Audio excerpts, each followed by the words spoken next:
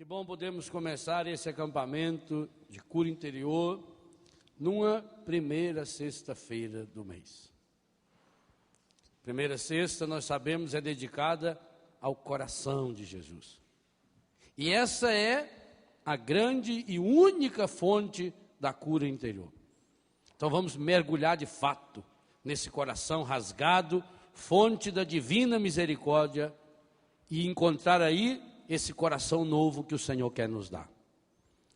As leituras não poderiam ser mais apropriadas para o tema desse acampamento: rezar a nossa vida. Hoje eu quero fazer a reflexão de trás para frente. Quero começar do Evangelho, passar pela primeira leitura e terminar com o Salmo. Porque vejo aí um esquema muito bom para nos conduzir nessa reflexão que quer nos dar um pouco aquilo que vai acontecer conosco nesse acampamento. O Evangelho nos apresenta 3 pessoas que precisariam passar pela experiência da cura interior e que não passaram. Herodes, Herodíades, a amiga dele, e Salomé, a filha dela, que dançou para ele. Herodes era um homem muito importante, um homem que mandava e desmandava, um homem que tinha uma palavra tão firme, tão forte, tinha tanto poder, que mandou matar João Batista. E que, no entanto, não era capaz de controlar-se a si mesmo.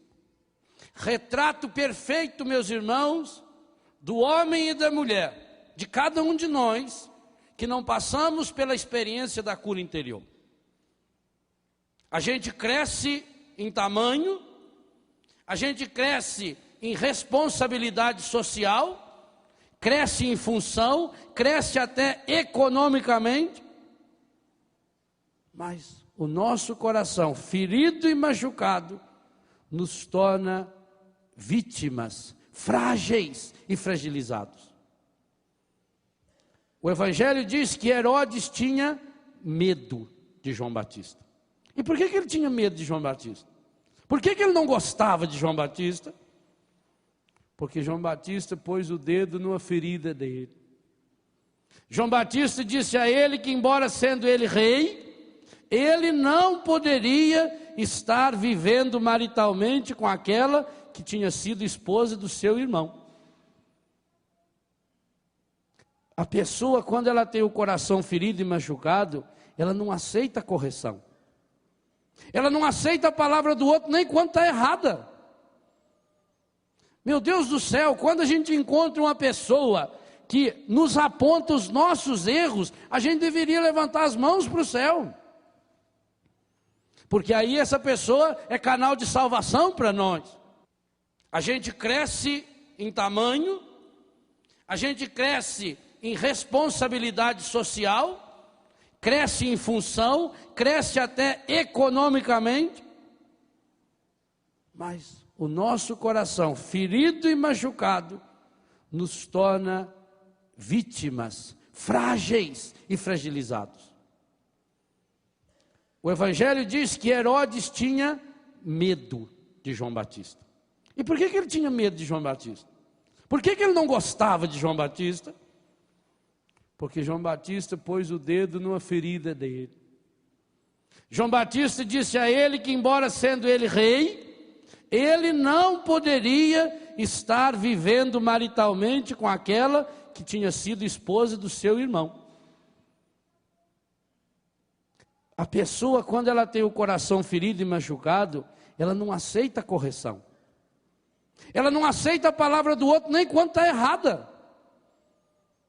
Meu Deus do céu, quando a gente encontra uma pessoa que nos aponta os nossos erros, a gente deveria levantar as mãos para o céu.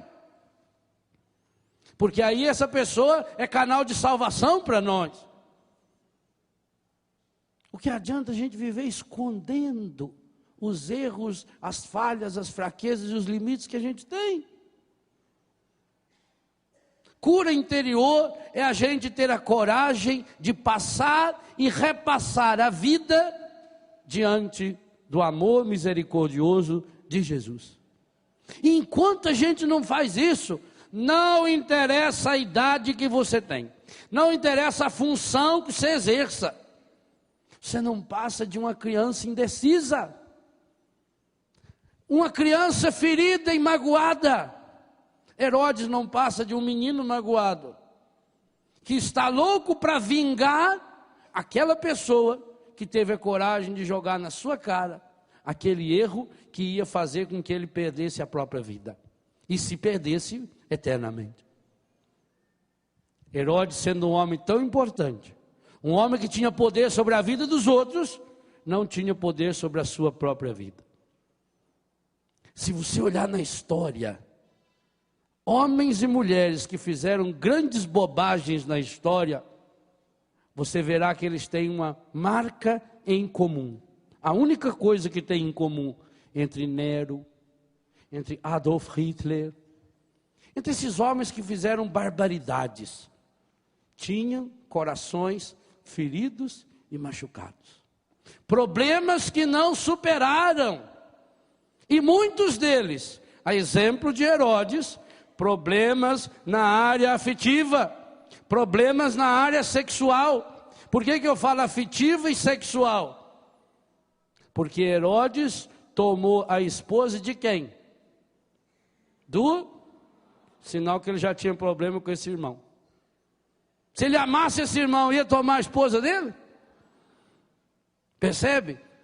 Assim você vai ver a vida desses homens todos. Cito Hitler e Nero, que são exemplos assim, absurdos do que o ser humano é capaz de fazer, quando ele tem coração ferido e machucado. E não adianta tentar esconder o problema, porque Jesus mesmo disse no Evangelho, e a gente lia esse Evangelho há poucos dias: tudo aquilo que a gente traz escondido, um dia virá à tona. Ah, palavra dura, hein? Logo eu que estou tentando esconder há tantos anos esse meu problema, e Jesus disse que um dia esse problema virá à tona. São Lucas é mais terrível ainda, ele diz que vai ser publicado sobre os telhados. Está cheio de câmera filmando a nossa vida, e vem depois pela televisão, pelos telhados. É a antena da televisão que está captando. É um Big Brother permanente, onde o eliminado sou eu e é você. Isso que é terrível. E onde quem elimina a gente não é aquele que vai no confessionário, não. É porque a gente não vai ao verdadeiro confessionário que a gente acaba sendo eliminado. Não foi isso que aconteceu com Herodes? Então vocês vejam bem, esse homem tinha tudo que o mundo diz que você precisa ter para ser feliz. Faltava dinheiro para Herodes? Faltava sexo? Faltava alegria do mundo? Poder? Ele tinha tudo. Inclusive estava fazendo aniversário. Também por isso que eu não celebro aniversário. Que aí bebe lá depois, viu? O texto diz explicitamente que Herodes estava perdido e completamente trêbado. Não estava? Quando ele viu a Salomé dançando, ele ficou doido. Veja que é um destrambeado. Ele roubou a mulher do irmão e já estava de olho na filha dela. Ele era atrapalhado de tudo, coitado. Tanto que morreu depois do jeito que morreu. Aliás, esse problema ele não se curou. Ele não tentou depois matar Jesus? Não conseguiu matar Jesus, matou uma porção de criança. Então o Herodes estava fazendo aniversário, fez uma festa, estava bebendo, uma turma de amigos. Aí Salomé dançou. Naquele tempo as moças dançavam de roupa. Não pensa que é a Eguinha Pocotó não que foi lá. Ela não dançou a Pocotó não. Ela dançava uma dança do ventre assim. Entendeu? Eles mostraram só o carcanhar assim, a beirinha. E o Herodes ficou louco. Pode parar a música aí. Pode parar. Ô, Salomé, vem cá. O que você quiser, eu te dou. Mesmo que for... Aí prova que ele estava bêbado. A metade do meu reino. Quer dizer, ele ia ficar sem nada, porque a outra metade era da mulher. Não era? Mesmo que seja a metade... nessa dança, Salomé e a mãe dela, outra destrambeada, poderiam ter ficado com o reinado inteiro. Herodias já era dona da metade, casamento meio a meio. Esse código que eles fizeram agora já valia naquela época. Comunhão total. Se a filha ganhasse a metade, ele ficava sem nada. Ele não pensou, ele estava bêbado. O que você quiser, eu te dou a metade do meu reino. Ela estava com a vida feita. Aí mostra que ela também não tinha o coração curado. Uma moça estudada, uma moça prendada, porque treinou muito tempo para dançar, e quem é dançarina sabe, a dança exige muito sacrifício, exige esforço, exige técnica, exige persistência. Você dançar daqui a pouquinho do pé, ficar lá, né? Você já viu aquele balé? Aquilo tem que ter um dedão, que é um peso medonho aquele dedão. Eu não sei porque que já não põe umas moças mais altas e não precisa levantar para dançar, né? Eles sempre põem umas baixinhas, fica lá, o pé. Concentração. Então era uma moça de valor, era uma moça de fibra, além de ser muito bonita. Para ganhar metade do reino assim numa dançada, não era? Ela era linda, dançava maravilhosamente bem, uma moça aplicada, mas afetivamente desequilibrada. Como é que eu sei? Quando o rei fez a proposta para ela, o que ela fez? Foi perguntar para a mãe o que ia pedir. Prova que é destemperada. E aí a mãe, mais destemperada ainda, aconselhou o quê? O que a senhora anda aconselhando para suas filhas? Pensa. Essa mulher podia ficar dona de tudo. Podia resolver todos os problemas econômicos da sua vida. Metade de um reino desse é muita coisa. Mas entre ganhar metade do reino e eliminar alguém que era a pedrinha do meu sapato, eu preferi eliminar a pedrinha do meu sapato. Veja o que uma mágoa, o que o ódio faz. O texto diz explicitamente: Herodíades odiava João Batista. O ódio cega a pessoa. O que esse homem tinha feito de tão grave? Ele só tinha falado uma vez. Ele não vivia falando. Ele não vivia jogando na cara dela, mas ele vivia lá no deserto. Ele tinha um grupinho, um bandinho de gente que o seguia. Um grupinho pequenininho. Eu não sei se João Batista tinha mais do que 30 ou 40 seguidores. Ele falou uma única vez. Mas como é que aquilo feriu tanto? Mostra, gente, uma pessoa quando ela é destrambelhada espiritualmente, quando ela tem o coração ferido, ela fica cavucando a vida inteira, e ela vai e volta, ela está sozinha, ela está pensando, até numa festa, ela vai numa festa, mas não se desliga. A mágoa vai junto, que ele fica martelando. Veja, lá naquela festa, com tanta alegria, aniversário do rei, ela a primeira dama, toda chique, ela não estava festando, ela estava com o João Batista na cabeça, porque ele tinha metido o dedo na ferida dela. Às vezes nós elegemos um inimigo, a pessoa destrambelhada espiritualmente, a pessoa que tem o coração ferido e machucado, ela elege o inimigo. Às vezes o inimigo nem sabe que é inimigo dela, ela elege ele. E vai a vida inteira, em todo lugar que ela vai, ela puxa a mesma conversa. Soube o que aconteceu comigo? Ah, fulano fez uma coisa, me machucou tanto, me doeu tanto. Uma pessoa que eu ajudei tanto, mas Nossa Senhora, nossa, eu fiz de tudo para ele, para fazer isso com a gente. Ai, como a ingratidão dói, minha Nossa Senhora. Aí aquela pessoa sai de perto, porque não aguenta, né? Não aguenta. Aí chega outro. Ah, eu estava até conversando com a pessoa aqui. Ai, como dói na vida, a gente fala o bem, aí o que a gente ganha, né? Olha pra você ver, sofrimento. Sempre mesmo disso. Ela pode ir para outro país, ela vai numa festa, feito a Herodíades. Ela não estava na festa. Aquilo ficou martelando na cabeça dela. O grande inimigo de quem tem coração ferido e machucado é a própria pessoa. Aonde ela vai, ela leva o problema junto. Herodíades podia ter resolvido. E se ela pensasse um pouquinho, se o plano dela era matar o João Batista, ela teria com muita calma ganhado as duas coisas, metade do reino depois. Ela tinha dinheiro suficiente para pagar lá uma turma lá do Comando Vermelho para ir lá eliminar o João, acabou. Eliminava e ele ainda, nossa, nem ia perceber.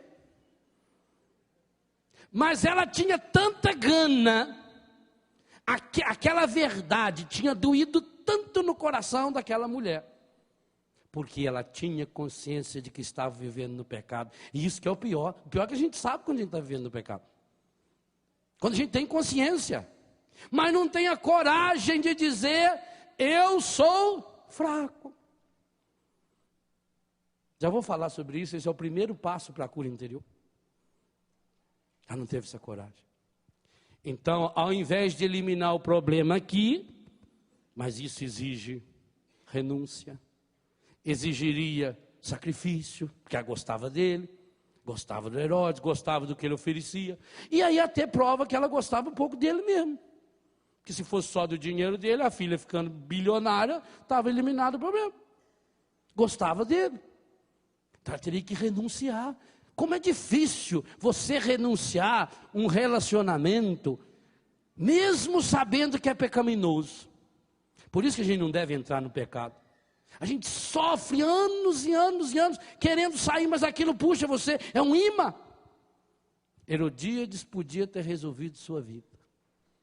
Mas na hora em que a menina veio suando, mamãe, o tio Herô falou que eu posso pedir o que quiser. Ela tem intimidade com ele, né?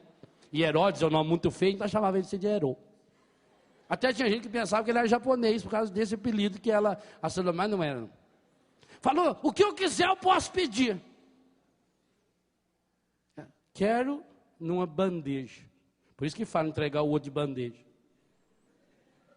A cabeça de João Batista. Meu Deus, quantos anos essa mulher ficou imaginando a hora de eliminar o seu inimigo. Quem é o João Batista da sua vida? Pode ter certeza que a gente tem. Tem certas pessoas que a gente tem uma antipatia à primeira vista. Você olha e já não vai com a cara da pessoa. No campo espiritual, então, pode ter certeza. Quando você fala, não gosto daquele padre, não, ele sempre fala a mesma coisa. Porque aquela mesma coisa que ele fala é exatamente aquele pontinho que você mais está penando. Aí ele joga na sua cara. Não gosto daquela música, ela mexe com uma coisa que eu não... Quer dizer, eu não quero que mexa na minha área, eu quero proteger a minha região de pecado. Nós passamos a vida inteira na metodologia do Herodes, na metodologia da Herodíades. Não saboreamos a vida, não festejamos a vida, porque carregamos dentro de nós a nossa fraqueza. E vamos disfarçando, vamos tentando eliminar aquele outro que é uma ameaça para nós. E eu já disse, o primeiro passo para a cura interior. Quem de vocês aqui conhece a metodologia dos 12 passos dos alcoólicos anônimos? Qual é o primeiro passo? Quem sabe fala. Pode falar alto aí. Admito que sou, não é só alcoólatra não, admito que sou, mais do que isso é o primeiro passo. Admito que sou dependente, admito que eu sou alcoólatra, admito que eu sou impotente diante do álcool. Não basta admitir que eu seja alcoólatra. Eu tenho que admitir que além de ser alcoólatra, eu sou impotente diante dele, ou seja, eu não sou como as outras pessoas, 90% da população, que pode tomar um gole de cerveja. Eu não posso. Eu sou impotente diante dele. Eu não sou como as demais pessoas que podem tomar uma taça de vinho para celebrar um aniversário. Eu não posso.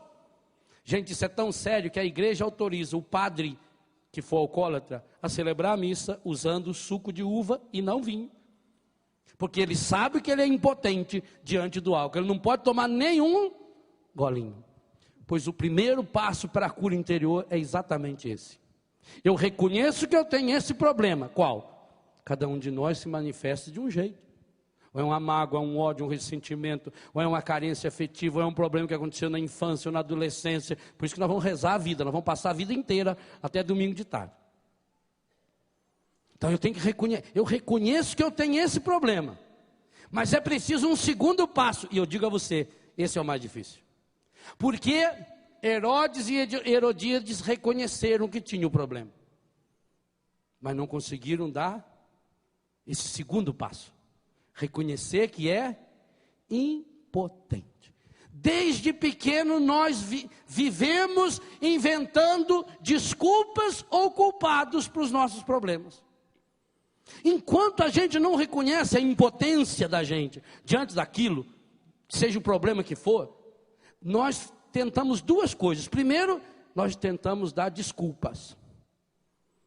E quando não conseguimos, a gente tenta achar culpados. Por que o mundo inteiro está estarrecido diante desse acidente terrível que caiu lá a nave, o ônibus espacial Columbia? Porque não tem quem botar a culpa. Maior tristeza do George W. Bush é que ele não acha ninguém para ele botar a culpa. Não vai achar nem o Saddam, não vai achar o Bin Laden, ninguém. Porque lá onde explodiu, a 64 quilômetros de altura, não chega nada. Não tem nenhuma arma humana que chega lá, que atravessa essa coluna de gelo que tem ali para cima. Não tem. Só se tivesse outra nave espacial. E aí o satélite ia mostrar outro e não tem. Então não tem quem botar a culpa. Eles vão ter que reconhecer que a maior inteligência do mundo, a NASA, que tem o maior orçamento maior do que uns 150, 160 países do mundo, só o orçamento da NASA é maior, que explodiu e morreu os 7 lá. Reconhecer que nós somos impotentes. Ah, mas é duro demais. Como é duro arrancar as máscaras, gente. Dói arrancar nossas máscaras. A gente aprende desde pequeno que a gente tem que esconder o erro, não deixar o outro ver. Olha, vai chegar uma visita, você não faça isso. Na frente da visita não pode fazer isso. Quer dizer que por trás da visita pode fazer. Nós vamos lá na casa da tia Maria das Dores, você não aceita isso. Tá. E criança nasceu para fazer a mãe passar vergonha, chega lá, ela aceita tudo na hora. Mas eu não vou conversar sobre isso. Não come com a boca aberta quando tiver gente.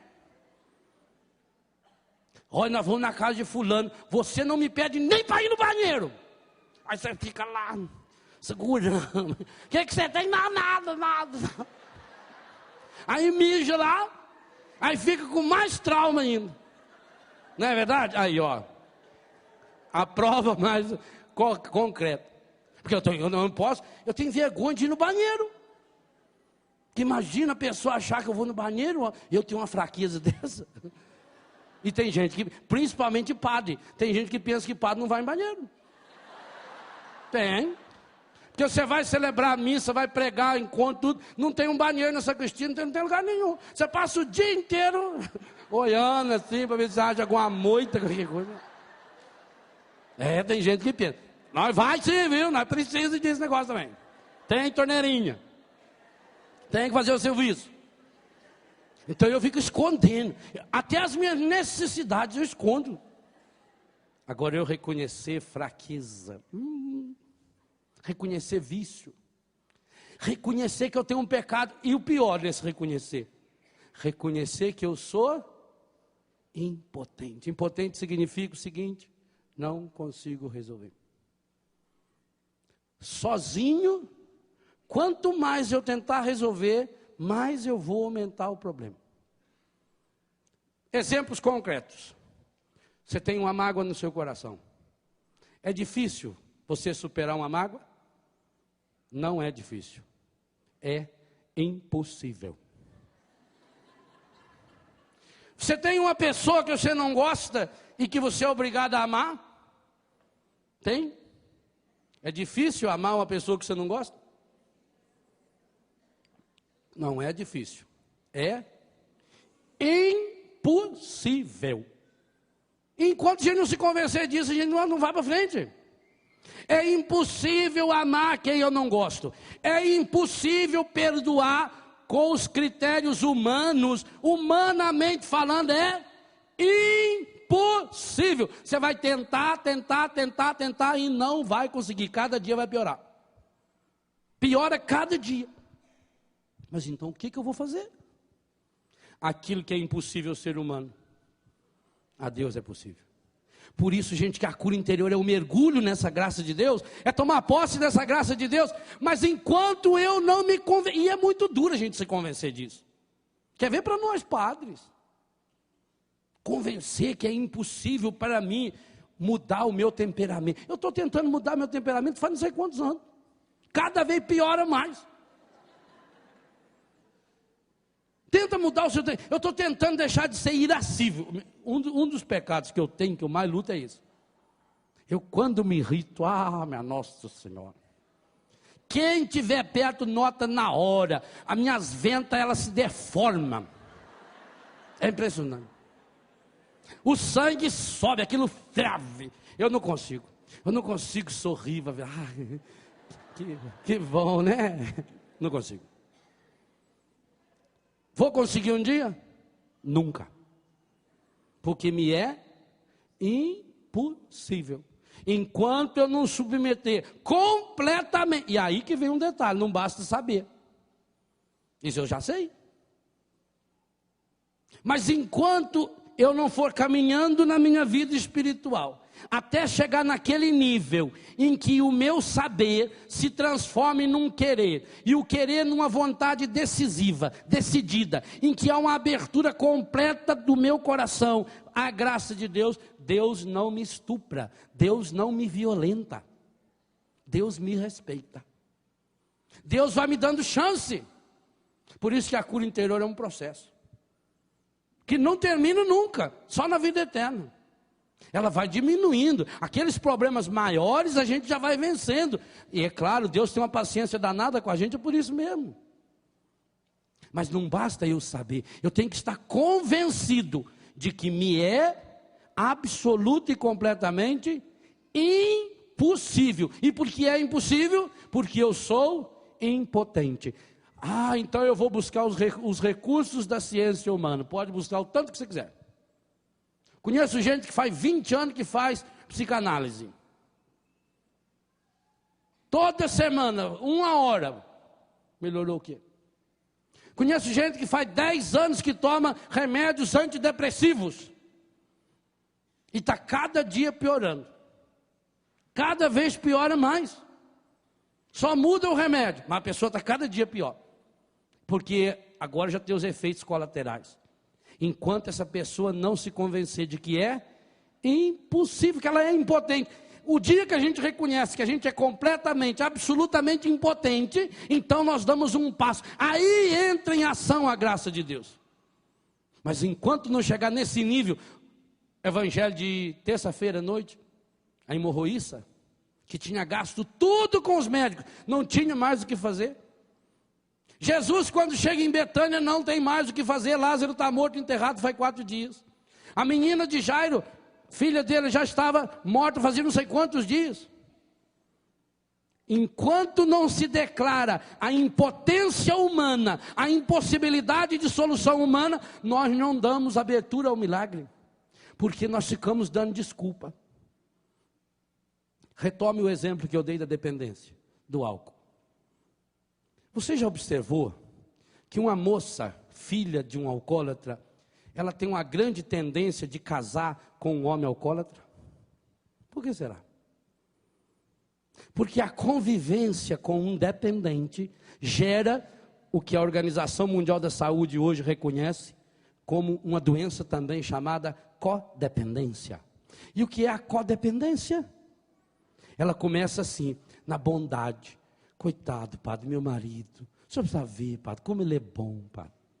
Ele é capaz de tirar a roupa do corpo para dar para os outros. Ele não faz mal para ninguém, padre. O problema dele é quando bebe. Não, mas o problema dele é a bebida. As pessoas confundem uma doença, alcoolismo, com um problema moral, com sem vergonhice. Ele é bom pai, mas quando bebe, padre, nossa, ele quebra tudo. Ele quebrou os dentes da minha filha, uma porrada, mas ele gosta tanto dela, padre. Para mim, só para ver como é que ele é bom para mim. Ah, mas quando ele bebe, parece, padre, que tem um demônio que toma conta dele.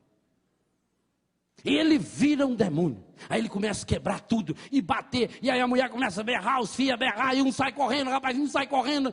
E berrando, o pai está doido, o pai está arrebentando tudo lá, que eu quero ir lá em casa. Aí a vizinha pega o telefone e liga para a polícia. Alô, olha, estou com problema aqui na nossa rua. Aqui na vizinha, número tal. Já chega a polícia. A polícia chega lá, bate na porta. Aparece a mulher. Parece que está tendo algum problema. Não tem nada. Mas para os vizinhos ouvirem, caiu uma cadeira lá. Quantos casos assim você já viu falar? Por quê? Porque a codependência, a pessoa passa a proteger o erro do outro. A esconder o erro do outro. Então a mulher não visita mais nem a família dela, que é para a família não ver que ela está com os olhos roxos. Ela passa a usar maquiagem, você acha que ela ficou moderna? Não. É para esconder, Os olhos estão roxos, que o marido deu uma porrada na cara dela. Pensa que ela fez plástica para ficar parecido com o Michael Jackson? Não, foi um soco que o marido deu, que entortou o nariz dela. Mas aí vem alguém, não, mas você está tendo problema? Não, está tudo bem, tudo. Porque imagina que eu vou dizer que o problema é o meu. Gente, nós estamos falando do alcoolismo, mas pegue o problema, por exemplo, da pedofilia. Todos os casos, quando fica conhecido, já tinha alguém que sabia. Às vezes a própria mãe sabia.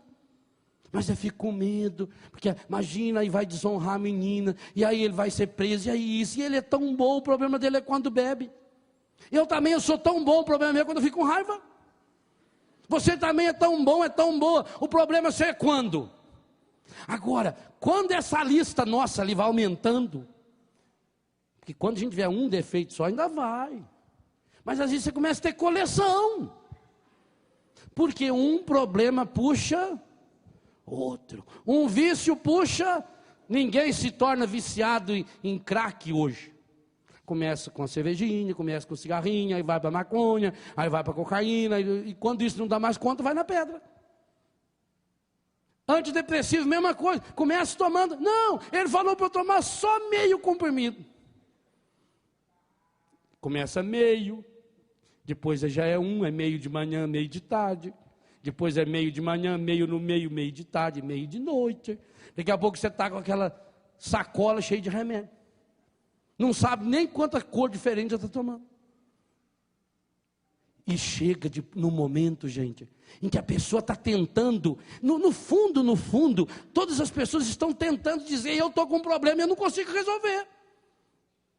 Exemplo bem recente, esse casal aí de Campinas. Esse pai e essa mãe, segundo o jornal de hoje, foi detectado cocaína no sangue deles. Então, usuários de droga. Cantou, o homem até fez uma música famosa aí para um artista famoso. O que leva um casal desse culto, artista, gravando o 3º CD, a jogar o menino a ponto de arrebentar o vidro do carro? O rapazinho está em coma no hospital em Campinas. A menina, parece que já teve alta. O que leva um casal a um momento desse, gente? De estresse, de tornar-se uma violência desse jeito. Depois, quando acontece, aí vem os visionários, pai e mãe de santo, vizinho e tio de santo, dizer, eu já sabia que isso ia acontecer. Sabia, porque não fez então? Eu não julgo, porque amanhã eu não sei se eu não faço isso. Eu vou socando o problema aqui dentro, eu vou socando, escondendo. Vai chegar uma hora que explode. O que fez a bomba atômica? Não foi a concentração atômica, a desintegração do átomo. Vai juntando problemas, vai juntando, vai concentrando, chega a hora que estoura. O Evangelho nos mostrou um casal que estourou o problema deles. E, no caso do Evangelho, um problema conhecido. Um amor errado. Quantos casos desses acontecem? Olha esse prefeito lá de Minas, o Chico Ferramenta. Eu gostei do sobrenome do homem. Chico Ferramenta, está desaparecido o homem. Esposa procura ferramenta. O prefeito de Patinga. O presidente da República já achou que tinha raptado, porque é prefeito do PT, já raptaram ele. Parece que eram duas moças lá em Belo Horizonte, já raptaram ele lá. Olha, gente. Há quanto tempo esse coitado vivia, quem sabe, com um problema? É fácil. Eu tenho dó quando um problema se torna público, por isso. Há quanto tempo? E será que não vai estourar uma hora para outra? E você? Porque as nossas estouradinhas vão acontecendo, a gente vai disfarçando, ninguém vai vendo, a gente sempre tem os codependentes, né? Aqueles que passam a mão por cima da cabeça da gente, e deixa para lá, não, está tudo bem, não tem importância não, e vai indo, e vai, aí você muda de cidade, muda de amigo, muda de marido, muda de mulher, muda disso, muda daquilo, vai mudando, muda o cabelo, muda a cara, muda o que você quiser para ver se, mas se o problema está aqui dentro, pode mudar tudo. É duro ter que reconhecer, eu sou dependente. Eu tenho um problema sério, um ódio, uma mágoa, um ressentimento. Eu tenho um trauma, ou eu tenho um complexo.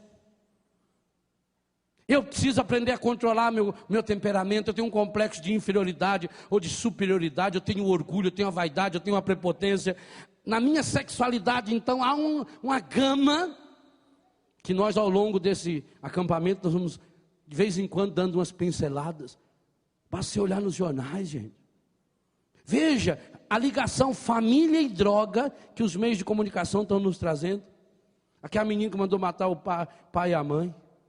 O rapazinho que matou a avó, vendeu a cadeira de roda. Esse outro rapazinho que veio da Alemanha. Imagina, o primeiro mundo. 16 anos, degolou a avó em Duque de Caxias há 2 ou 3 dias atrás. Esse casal, pai e mãe, que faz isso com a criança. Veja, problema de família, problema ligado à droga. Mas acontece que quando começam os sintomas, a gente não tem a coragem de enfrentar o problema. Porque é meu filho, é minha filha. E eu estou acostumado a falar dos outros.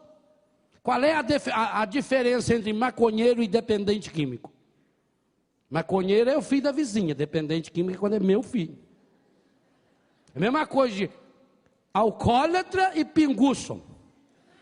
Pinguço é o vizinho, pinguço é o inimigo. Alcoólatra é uma pessoa da minha família. Ladrão e cleptomaníaco. Cleptomaníaco é uma doença. Isso é quando é na minha casa. Você vai falar que o inimigo seu é cleptomaníaco? É ladrão, safado, sem vergonha. Ainda mais uma palavra difícil.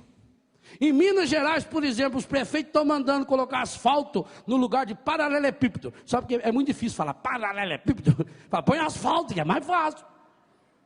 Então, quando é dos outros, então não eu dei essa lenha. Aí, quando começa a aparecer o problema na minha casa, aí vem a codependência, eu protejo.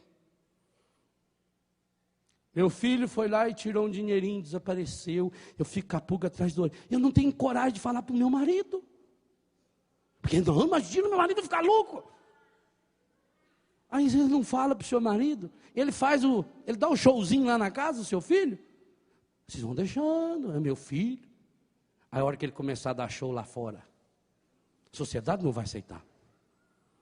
A codependência aí, gente. Então, se eu estou vendo que uma pessoa está indo para um buraco, de um vício, de um pecado, e eu vou protegendo. A codependência faz com que eu também me torne um viciado igualzinho. E eu estou ajudando a produzir mais vícios. Eu estou ajudando a produzir mais problemas. Eu estou ajudando a produzir mais gente doente, mais gente infeliz. A Bíblia hoje nos mostra no Evangelho uma família vivendo a codependência de um adultério. Por que que Salomé foi pedir para a mãe dela o que ela deveria pedir ao rei, se o rei inesperadamente fez aquela proposta para ela? Ou porque ela tinha uma personalidade infantilizada, que a mãe resolvia tudo na vida dela, ou porque ela já vinha há muito tempo ouvindo a mãe dizer: não vejo a hora, a primeira oportunidade que tiver, eu arranco a cabeça daquele filho da mãe. Se um dia, minha filha, você tiver chance, você não me deixa escapar, porque eu quero acabar com o problema. Senão ela não iria lá. O Evangelho nos mostra essa família codependente, essa família que semeia a morte, que gera a morte, porque não participou desse roteiro que o autor da carta aos Hebreus nos deu. O autor da carta aos Hebreus começa a leitura hoje dizendo para nós as áreas dos nossos relacionamentos: acolhida, hospedagem, o amor fraterno, o relacionamento conjugal, matrimônio. Esses assuntos eu vou retomar ao longo do acampamento. O relacionamento seu com o dinheiro. Observe a primeira leitura. Quais as áreas abordadas? Perseverai no amor fraterno, não esqueçais da hospitalidade, versículo 1. Lembrai-vos dos prisioneiros. Versículo no 3 ainda, tendes um corpo. O 4, o matrimônio seja honrados por todos, o leito conjugal sem mancha. Esse problema resultou no problema da codependência do Evangelho. Deus julgará os imorais e os adúlteros. Que o amor ao dinheiro não inspire vossa conduta. Contentai-vos com o que tendes, porque Ele próprio disse. Então veja, do versículo 1 ao versículo 5, o autor sagrado faz um resumo dos nossos relacionamentos. Tenta ver se existe alguma área da sua vida que esteja fora desses 5 versículos. Tenta descobrir se há alguma dificuldade da sua vida que não possa ser encaixada nesses 5 versículos. Aonde se instala a nossa dificuldade? Em relação ao nosso corpo, ele fala: tendes um corpo. Em relação à família, o leito conjugal, o matrimônio seja sagrado. Em relação às outras pessoas, fala do amor fraterno, perseverar, da hospitalidade. Em relação ao dinheiro, que o amor ao dinheiro não seja... Que o amor ao dinheiro não inspire a vossa conduta. Não deixai-se conduzir pelo amor ao dinheiro. Contentai-vos com o que tendes, porque Ele próprio disse. Aqui começa já um roteiro de cura interior para nós. O primeiro grande passo para a cura interior, depois, então o segundo grande passo, porque o primeiro grande passo é eu reconhecer: eu tenho um problema, eu sou impotente diante desse problema, eu não consigo resolver, me é impossível superar a minha mágoa, me é impossível superar meus traumas, me é impossível vencer o meu adultério, me é impossível vencer o meu amor desordenado ao dinheiro. Então o que eu preciso fazer? Segundo passo: colocar-me inteiro no coração do Senhor. Ele próprio disse, versículo 5b: eu nunca te deixarei, jamais te abandonarei. Amanhã de manhã nós vamos meditar nessa linha, de modo que podemos dizer com ousadia: o Senhor é meu auxílio, jamais temerei. Que poderá fazer-me o ser humano? É essa certeza, meus irmãos. E essa certeza se baseia num dogma central da nossa fé, versículo 8. Porque é possível realizar a cura interior? Porque amanhã durante o dia nós vamos meditar, à tarde nós vamos celebrar e à noite nós vamos rezar e experimentar a cura interior numa adoração eucarística, porque Jesus Cristo é o mesmo ontem, hoje e sempre. E esse Jesus Cristo que é o mesmo ontem, hoje e sempre, hoje Ele olha para mim e para você e se dá a nós como auxílio, se dá a nós como salvação. O Salmo diz bem claro: o Senhor é minha luz e salvação. Naquela área escura da nossa vida, aonde eu não consigo enxergar, eu não consigo ver além, eu não consigo ver uma saída, o Senhor é a minha luz e salvação. A quem eu terei medo? Não temas, é o texto mais repetido em toda a Bíblia. Não tenha medo. O Senhor é proteção da minha vida. Perante quem eu tremerei? Perante quem? Se eu coloco o meu problema, se eu tomei aquela consciência, eu sou absolutamente impotente diante do meu problema. Mas eu não preciso esconder, porque esse Jesus Cristo, que é o mesmo ontem, hoje e sempre, esse Jesus que está vivo, ele é salvação e luz para mim. Se contra mim um exército se armar, um batalhão, não temerá o meu coração. A firmeza, coragem. Por que a pessoa perde coragem? De onde vem a palavra coragem? Coragem, ação do coração. Então, eu vou ter essa coragem, por quê? Porque o Senhor está comigo, não temerá meu coração. Se contra mim uma batalha estourar, padre, estourou o problema. Ainda assim, mesmo assim confiarei, pois um abrigo me dará sobre o seu teto nos dias da desgraça. A Ave Maria traduz esse versículo aqui: o Senhor me acolhe em sua tenda. Que coisa espetacular. Um abrigo me dará sobre seu teto, sobre sua tenda. E ele armou sua tenda e habitou entre nós. Nos dias da desgraça. No interior de sua tenda, há de esconder-me e proteger-me sobre a rocha. Essa tenda que ele abre para nós. Ele vai esconder-me, ele vai proteger-me. Senhor, é a vossa face que eu procuro. Não me escondais a vossa face. Você pode dizer isso também hoje para ele. Senhor, quando eu vou buscar o pecado, quando eu vou buscar a alegria do mundo, no fundo, Senhor, é a vossa face que eu procuro. Não me escondais a vossa face. Não afasteis em vossa ira o vosso servo. Vós sois o meu auxílio. Não me esqueçais, nem me deixeis abandonado. Por isso eu queria convidar você agora a transformar numa pequena oração esse momento que nós ouvimos da palavra. Queria convidar você a rezar comigo. As orações que eu farei ao longo desse acampamento estão no livro Rezando a Vida. Então, se você tiver o livro, você traga para o rincão amanhã. Em alguns momentos nós vamos fazer as orações desse livro. Eu convido você agora a fechar os seus olhos e a fazer essa oração comigo. Também você que está em casa, vá repetindo comigo. Essa oração de mergulho no coração do Senhor. Diga com toda a sinceridade possível: Senhor Jesus, coloco-me em tua presença, do jeito que eu sou, sem máscaras. Quero estar inteiro diante de ti, sem máscaras e sem mentiras.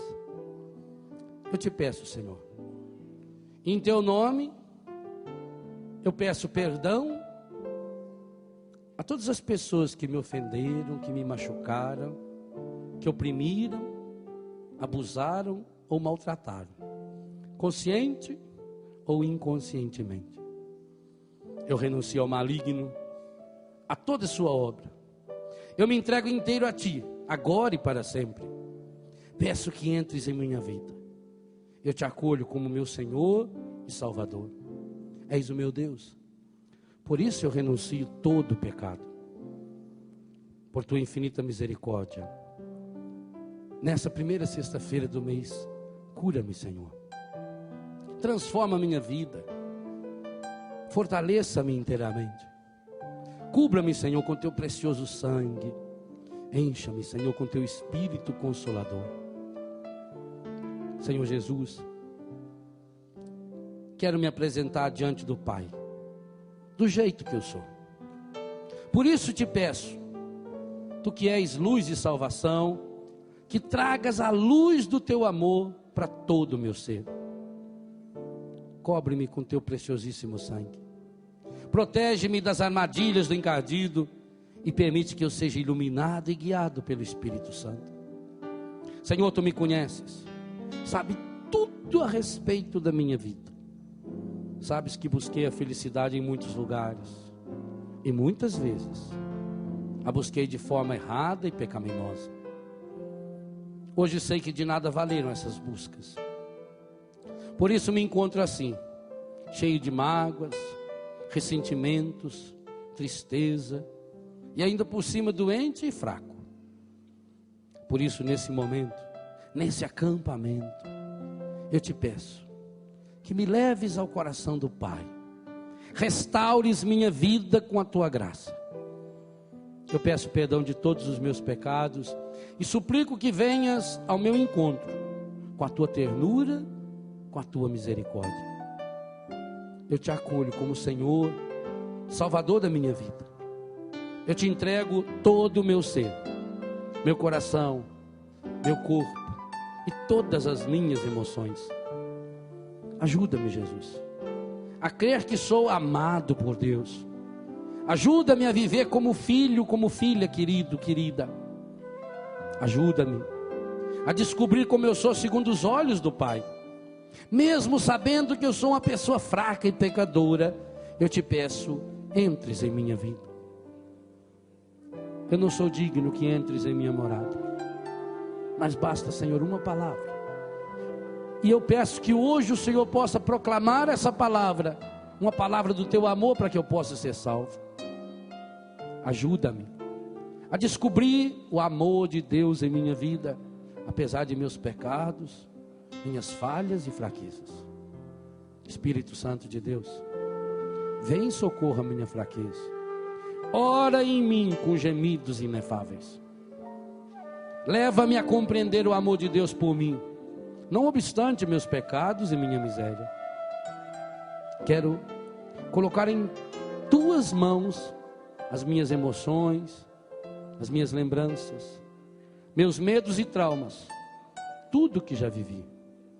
Eu quero estar em tua presença. Sim, Senhor, nesse acampamento, eu quero estar em tua presença. Eu quero mergulhar, Senhor, em teu coração, acolher o teu amor, ao reconhecer, Senhor, a minha fraqueza, a minha miséria, a minha limitação, ao reconhecer, Senhor, que eu sou completa e absolutamente impotente diante do meu vício, diante desse meu pecado. Pensa agora, qual é o vício? Qual é o pecado? Qual é a mágoa? Qual é a área ferida que conscientemente você já sabe que tem e apresenta ao Senhor?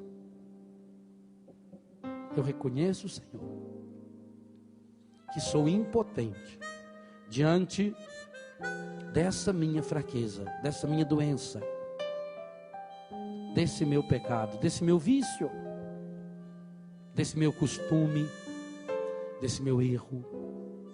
Eu reconheço, Senhor. Eu não consigo vencer, Senhor. Sozinho eu não consigo, Senhor. Sozinho eu não posso, Senhor. Sozinho eu sou derrotado, Senhor. Mas eu não quero ser derrotado. Por isso eu peço que o teu Espírito venha em meu auxílio.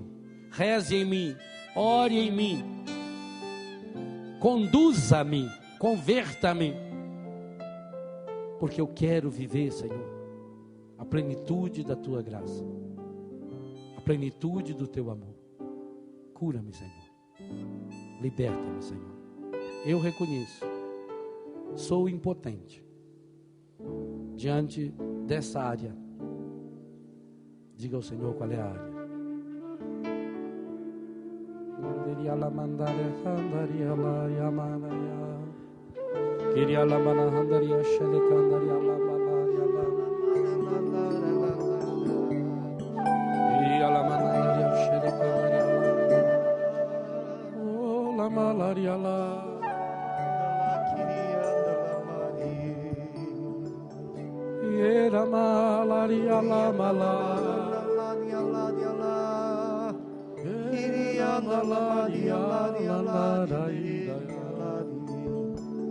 Eu quero amar, eu quero ser aquilo que Deus quer.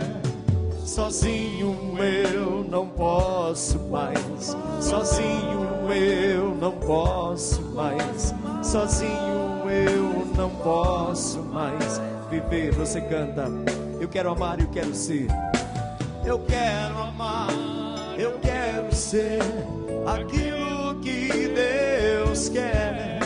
Sozinho eu não posso mais, sozinho eu não posso mais, sozinho eu não posso mais viver. Estendendo o seu braço, vem Espírito, vem Espírito,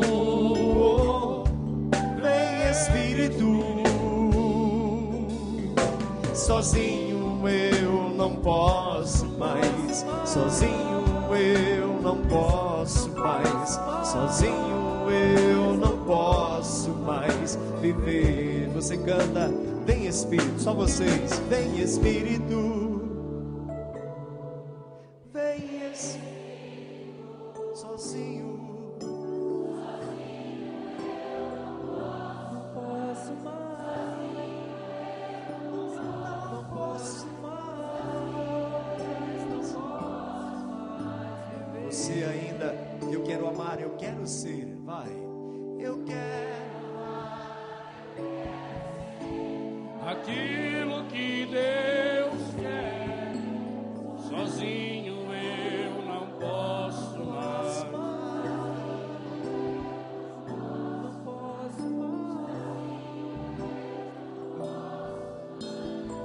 Juntos, e Deus nos ouve agora. Eu quero amar, eu quero amar, eu quero ser aquilo que Deus quer. Sozinho eu não posso mais, sozinho eu não posso mais, sozinho eu não posso mais viver. Eu quero amar, eu quero ser, canta com o coração. Eu quero amar, eu quero